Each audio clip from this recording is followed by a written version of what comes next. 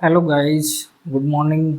आप सभी का स्वागत है वाटर नर्सिंग एकेडमी के इस यूट्यूब चैनल पे। और आपको ये जानकर बहुत खुशी होगी कि आज हम जो रिप्रेजेंटेशन दे रहे हैं वो दे रहे हैं स्टाफ नर्स या फिर नर्सिंग ऑफिसर की। अभी लेटेस्ट एक जगह से वैकेंसी क्या हुई है, आउट हुई है, और वो जो जगह है वो है national institute of mental health and neuro sciences. मेरा मतलब हो गया निम्हांस। निम्हांस ने वैकेंसी जो है वो स्टाफ नर्स की क्या हो गई है, रिलीज़ कर दी है। और जो आपका जॉब लोकेशन होने वाला है वो है बेंगलुरु, क्योंकि बेंगलुरु में ये इंस्टीट्यूट क्या कर रहा है, लोकेटेड है। ठीक है, अब बात करते हैं आज के हमारे टॉपिक्स की। टॉपिक्स ये है कि स्टाफ नर्स या फिर नर्सिंग ऑफिसर से रिलेटेड ये वैकेंसी क्लियर हुई है। टॉपिक स्टार्ट करने से पहले मैं आपको बता देना चाहता हूँ कि ये जो वैकेंसी है वो एक्सपीरियंस कैंडिडेट्स के लिए है और ओनली बीएससी नर्सिंग कैंडिडेट्स इस फॉर्म को अप्लाई कर सकते हैं। जनरल नर्सिंग, मिडवाइफ या जीएनएम कैंडिडेट्स इस फॉर्म को अप्लाई नहीं कर सकते हैं। ठीक है, तो स्टार्ट करते हैं। तो देखिए, जो आपकी पोस्ट रहने वाली है वो नर्सिंग ऑफिसर रहने वाली है। ठीक है, और ग्रेड की बात करें तो ये ग्रेड आपका बी है, यानी सेकंड क्लास की आपकी ये पोस्ट होने वाली है। ठीक है, ग्रेड बी है। इसके बाद बात करें पोस्ट की, तो टोटल पोस्ट 161 है। ठीक है, टोटल पोस्ट 161 है। ये दोनों पोस्टें हैं, यानी बैकलॉग भी है, यानी जो पिछली भर्तियां हैं जो फिल नहीं हो पाई थी उन भर्तियों को भी इसमें ऐड किया गया है, और नई वैकेंसी भी यहाँ पे क्रिएट की गई है। बात करते हैं कैटेगरी वाइज सीटों की, तो देखिए जनरल यानी अनरिजर्व और जनरल कैंडिडेट्स के लिए 70 सीटें रिजर्व हैं। और अदर बैकवर्ड क्लास के लिए ओबीसी के लिए 39 है। शेड्यूल कास्ट यानी एससी के लिए 26 सीटें हैं। शेड्यूल ट्राइब एसटी के लिए 10 सीटें रिजर्व की गई है। और इकोनॉमिक वीकर सेक्शन यानी जो ईडब्ल्यूएस के कैंडिडेट्स हैं उनके लिए 16 पोस्ट यहाँ पे रिजर्व की गई है। ठीक है, अब बात करते हैं यहाँ आपके फॉर्म की। तो फॉर्म की जो फीस है वो जनरल कैंडिडेट्स और अदर बैकवर्ड और इकोनॉमिक ईडब्ल्यूएस के लिए 1180 रुपीज़ फीस इंक्लूडिंग 80% जीएसटी यहाँ पे रखी गई है। ठीक है, और SC ST के कैंडिडेट्स के लिए 8855 यानी 885 रुपये यहाँ पे फीस रखी गई। अपर एज की बात करें इस फॉर्म भरने के लिए, तो आपको याद रखना है 35 ईयर्स तक के कैंडिडेट्स इस फॉर्म को भर सकते हैं। अब बात करते हैं फॉर्म स्टार्ट और लास्ट डेट की। तो फॉर्म देखिए स्टार्ट हो रहा है आपका 18 अक्टूबर 2023, यानी आज से ही स्टार्ट हो रहा है, और वेबसाइट पे यहाँ का लिंक डाल दिया गया है। लास्ट डेट की बात करें तो 18 नवंबर 2023 शाम के 4:30 बजे तक आप इस फॉर्म को फिल कर सकते हैं। मोड ऑफ एप्लीकेशंस की बात करूँ तो सिर्फ ओनली ऑनलाइन मोड ही यहाँ पे आपका फॉर्म फिल करने का माध्यम रखा गया है। बाई पोस्ट या फिजिकली आप कोई भी फॉर्म अगर वहाँ सेंड करते हैं तो वो सबमिट नहीं होगा, अलाउ नहीं करेंगे। आपको ये वेबसाइट ध्यान रखनी है, www.nimhans.ac.in। इस वेबसाइट पे आप जाके आप जैसे ही एंटर करेंगे तो वहाँ पे वैकेंसी अनाउंसमेंट का ऑप्शन दिखेगा। वैकेंसी अनाउंसमेंट का ऑप्शन दिखे, वैकेंसी अनाउंसमेंट, ठीक है, वैकेंसी अनाउंसमेंट में आप जैसे ही क्लिक करेंगे तो आपके सामने जो टैब ओपन होगा उसमें आपको एक पॉइंट यहाँ पे आपको देखने वाला है, वहाँ लिखा होगा एप्लीकेशन फॉर्म लिंक। ठीक है, application form link.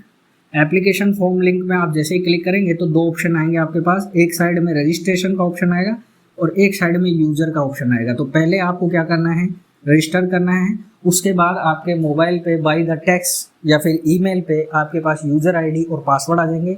User ID password आने के बाद आप यूज़र वाले ऑप्शन में जाके अपना फॉर्म को फिल कर सकते हैं। ये हो गई सिंपल टॉक। देन अब बात करते हैं मैं लेवल की। सैलरी की बात करूँ तो लेवल 7 है। ग्रेड आपका 4600 यानी 4600 ग्रेड पे रहेगा। उसके बाद पे मैट्रिक्स आपका 7 CPC पे 93,000 से लेके 34,800 का आपका अच्छा खासा यहाँ पे मैट्रिक्स मिलने वाला है। ठीक है, बात करते हैं एजुकेशन क्राइटेरिया की। एजुकेशन क्राइटेरिया में देखिए BSc नर्सिंग कोर्स होना चाहिए या PSc नर्सिंग ऑनर्स से आपका कोर्स होना चाहिए। डिग्री वो INC रजिस्टर्ड इंस्टीट्यूट से किया हुआ होना चाहिए। पहली बात तो हो गई ये। दूसरा ऑप्शन इन्होंने दिया है post basic BSc nursing candidates, यानी जो कैंडिडेट GNM कर चुके हैं उसके बाद में उन्होंने post basic BSc nursing complete कर लिया है, वो कैंडिडेट्स भी इस फॉर्म को भर सकते हैं। सबसे इम्पोर्टेंट जो पॉइंट इन्होंने दिया है वो दिया है एक्सपीरियंस का। एक्सपीरियंस यहाँ पे 2 ईयर का एक्सपीरियंस होना चाहिए विद 50 बेडेड हॉस्पिटल। ठीक है, 50 बेडेड हॉस्पिटल का आपके पास एक्सपीरियंस होना कंपलसरी है। और ये एक्सपीरियंस आपका काउंट होगा कहाँ से, वो मैं आपको बता देता हूँ। जैसे ही आपने डिग्री कंप्लीट कर ली है डिग्री कंप्लीट करने के बाद आप जिस भी स्टेट से नर्सिंग आपने की है उस स्टेट की नर्सिंग काउंसलिंग से या फिर इंडियन नर्सिंग काउंसलिंग से आपका रजिस्ट्रेशन हुआ कंप्लीट होना चाहिए। और जिस दिन आपका नर्सिंग रजिस्ट्रेशन कंप्लीट हुआ है उस डेट के बाद से आपका एक्सपीरियंस यहाँ पे काउंटेबल होगा, और वो आपका काउंटेबल होना चाहिए 2 साल आपके कंप्लीट हो जाने चाहिए। कहाँ तक? 18 नवंबर 2023 तक, ये आपको याद रखना है। इस डेट तक आपके 2 ईयर कंप्लीट होने चाहिए, क्योंकि जो कैलकुलेशन ऑफ एक्सपीरियंस की डेट है वो यहाँ रखी गई है, ये आपको याद रखना है, ठीक है। और एज की बात करूँ तो एज भी मैंने यहाँ पे लिखाई है आपको 35 ईयर्स, तो एज का कैलकुलेशन भी आपका इस दिन तक ही रखा जाएगा, जो कितनी है अपर एज 35 ईयर्स, ठीक है। ये बात आपको खास ध्यान रखनी है, ठीक है। ये तो हो गई अपनी जनरल टॉप, जिसके बारे में अब आपको इसमें जो स्पेशली चीज़ें ध्यान रखनी है उसके बारे में मैं आपको बता देता हूँ, ठीक है।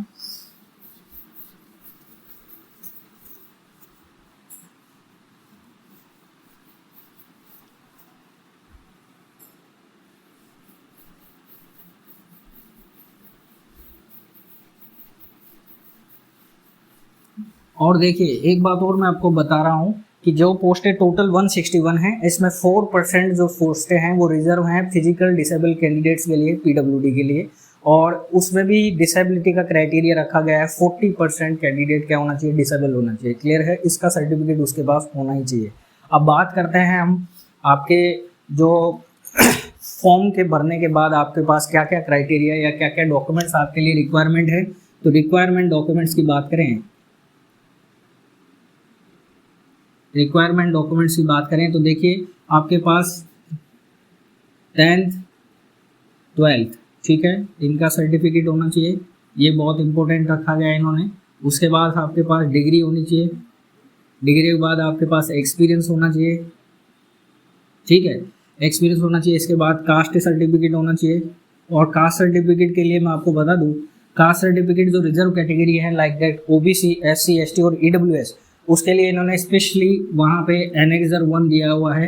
एनेक्सर 1 आपको डाउनलोड करके, एनेक्सर ए, ठीक है, डाउनलोड करके आपको रिलेटेड जो भी रजिस्टर्ड कॉम्पिटेंट अथॉरिटी है उसका सिग्नेचर होना बहुत ज़रूरी है, ठीक है। इन्होंने क्लियरली बोला है कि जब भी आप फॉर्म को फिल करें तो ये चीज़ें आपको रिसेंट लेटेस्ट आपकी रिक्वायरमेंट में पूरी होनी चाहिए, ठीक है। इसके अलावा सबसे इंपॉर्टेंट डॉक्यूमेंट्स की बात करें वो है एनओसी, नो ऑब्जेक्शन सर्टिफिकेट।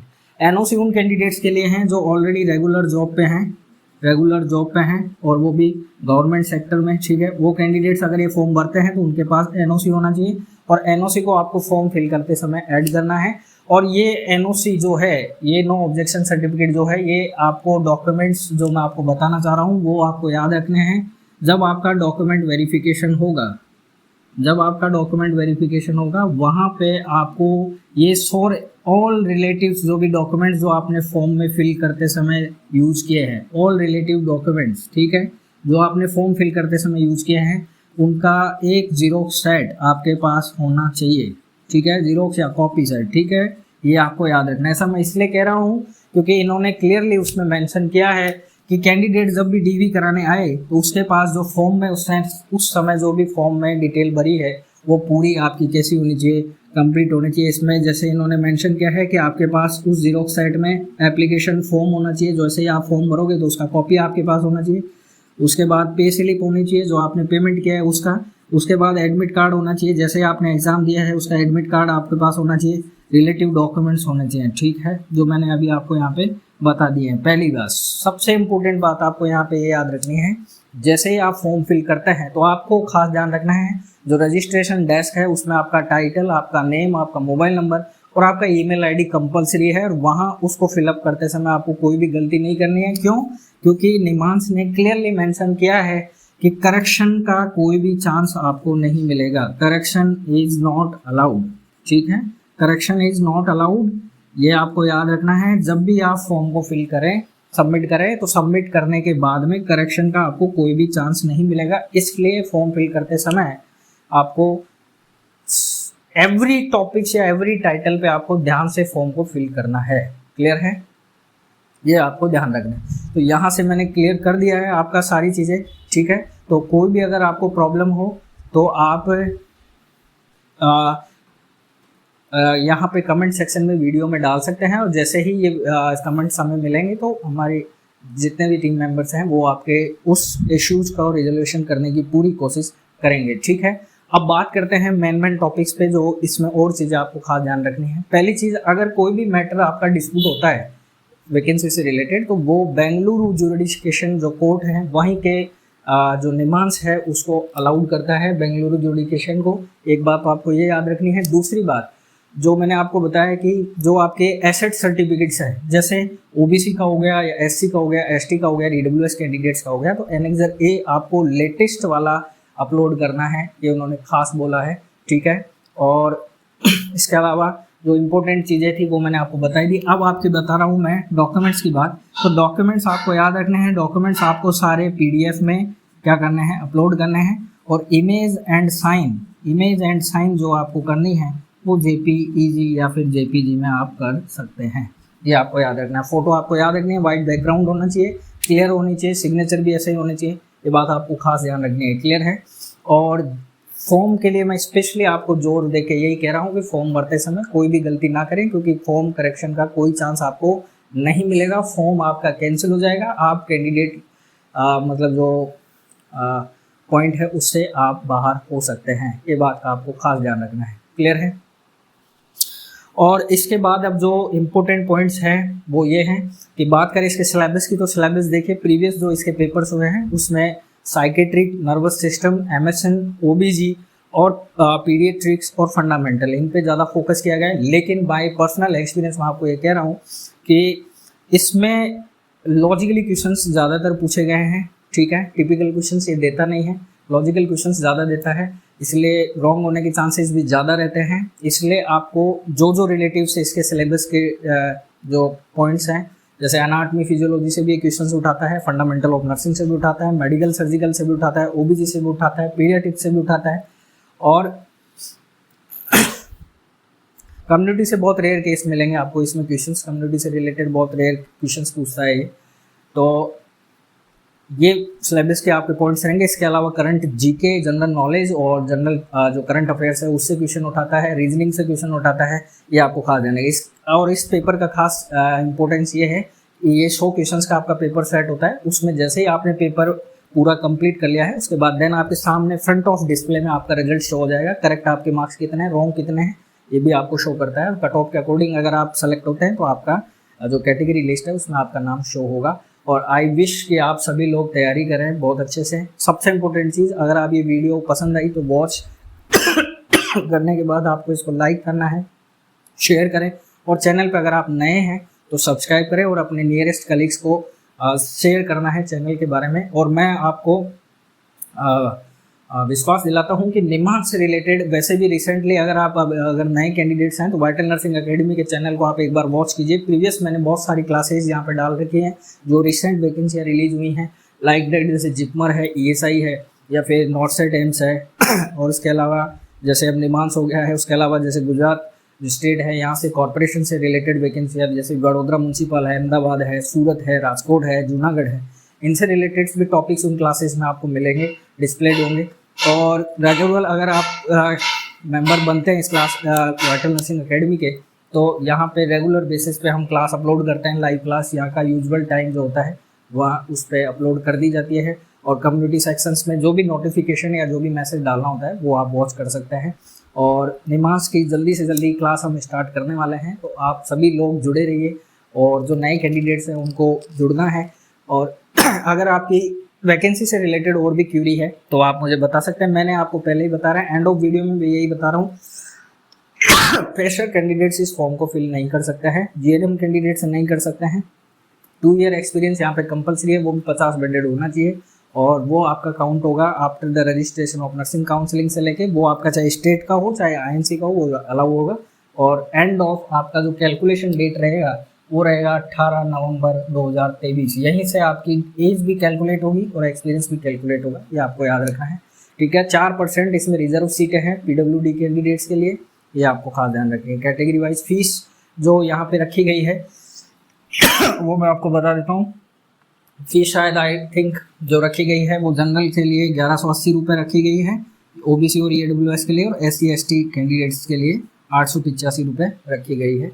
ये आपको याद रखना है, ठीक है। ऑनलाइन मोड होगा, कोई भी ऑप्शन यहाँ पे फिजिकली एक्सेप्टेड नहीं होगा, ठीक है।